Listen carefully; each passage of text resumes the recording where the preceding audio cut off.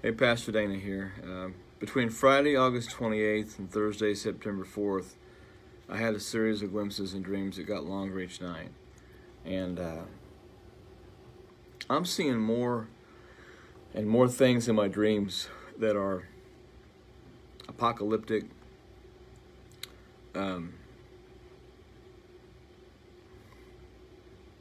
frightening. I don't share these dreams to cause people to have fear.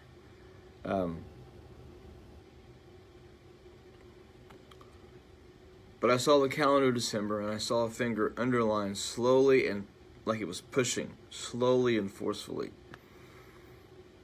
under the name December. Flipped over to January and then underlined it just as slow and was pushing. First thing I saw was long food lines. I saw people waiting for what seemed like hours. And they were standing in line and not in cars. And I saw this throughout the nation. I saw ships in ports on both the east and the west coast. They were just sitting idle. There was nothing moving at sea. Nothing. And I saw a headline that said, "The Baltic Dry Index is dead." It said that nothing was moving in trade around the world.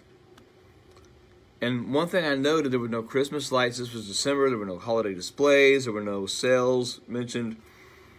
No Christmas lights, no Christmas displays, no Santa Claus, no Easter, no Christmas type things going on at all. It was a great sadness over the land. And people seemed very dazed and they seemed very confused. But there were Christians who stood out because they had faith, they had hope in Christ. And they looked like burning charcoal. And they were carrying torches wherever they went. And a lot of people rejected their approach, but they kept their faith. They didn't back down from telling people about Jesus. And they kept telling people that they desperately need Jesus at that moment. It was, you need Jesus now. You need Jesus now. You need Jesus now. Don't wait. You don't have tomorrow. You need Jesus now. And a lot of it was rejected, but there were some that were coming and surrendering and praying and being saved in the dream. I saw what looked like shopping malls that had been converted into shelters or living quarters. It reminded me of Hurricane Katrina when it came through, and the football stadium. The businesses in those malls were shuttered, but I saw people on cots, and I saw food outreach things going on. I saw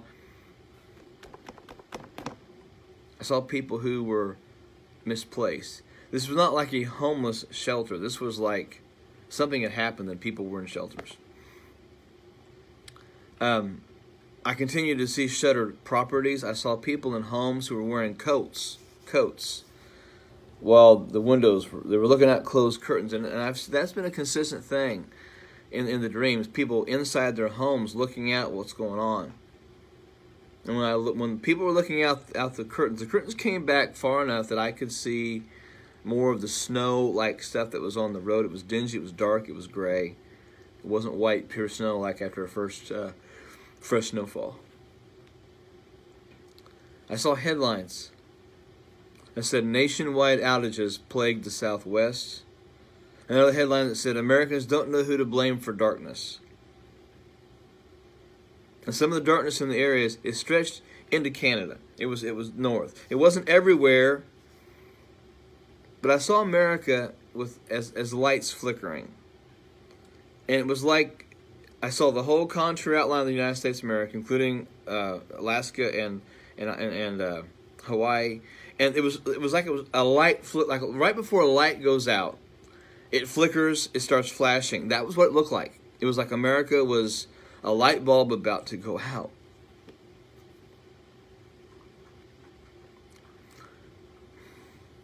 I saw vultures with food hanging out of their mouth. These vultures were heavy. A word I don't like to use is the word fat, but these vultures were fat. And they had rotting food hanging out of their mouths. I saw depression as a figure, as a creature. And it had a face mask on with a smile, but it was choking people and pushing them down to the ground. And then I saw the St. Louis Arch, and I saw people standing under the St. Louis Arch in very, very expensive business suits. All of them had very expensive watches, and at their feet were these briefcases, larger than briefcases, almost like it reminded me of like a nuclear suitcase, a nuclear briefcase that they talked about in the 80s. And suddenly all of their alarms went off at the same time, and they hit them, and they grabbed the briefcase, and they got into these black SUVs. And of course, the Mississippi River goes right through there. It divides the country. And I saw them get in the black SUVs, and they went east, and they were going all over the place. Each of them had a Wall Street Journal newspaper under their arms, and they had heavily tinted sunglasses. And the next headlines that I read were about market crashes, about yields being lost. And one of the headlines declared sympathy for the swastika. I saw tired crowds. I saw tired people. I saw many who had lost the resolve to fight due to the emotional overcast of the nation. And I heard Christians, that group of Christians that was going around with hope, I heard them saying that they remember what Jesus had said about the winter and having to flee in winter. But they kept encouraging one another in faith. I saw lights all over the country.